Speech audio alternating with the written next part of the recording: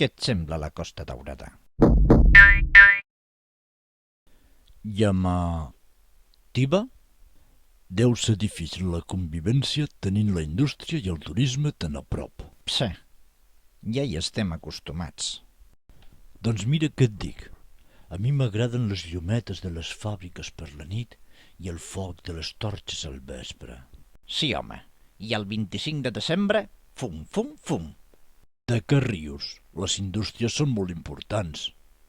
Com ho saps, això? Perquè m'informo i perquè vaig a les reunions de les associacions de veïns. Mira, a la Bayer fan aspirines i a la Bas cintes de vídeo. Mira tal. I a Repsol què fan? A Repsol, motos de carreres. Motos de carreres. La carrera la faràs tu si hi ha un pet al polígon. Això no passarà mai. La verge del polígon i el seu àngel vetllen per nosaltres. Quin àngel? L'Àngel Juárez. Ei, l'Àngel Juárez. Jo, per si de cas, com deia la meva àvia, Santa Tecla i Sant Magí, aneu on vulgueu, però no marxeu d'aquí. És impossible que hi hagi un pet al polígon. No, si de pets no n'hi ha. Saps com li diuen a un pet amb pudor?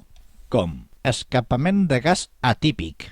Que jo no sé per què li diuen atípic, perquè és la típica olor a merda.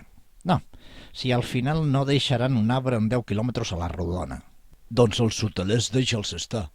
Si fos per ells es carregarien tots els arbres de la costa. En això tens raó. Molt millor ser arbre de Nadal.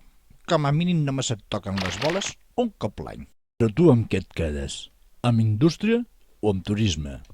Entre indústria i turisme, tu mismo. De totes maneres, la indústria i el turisme han conviscut sempre en harmonia. Fins ara.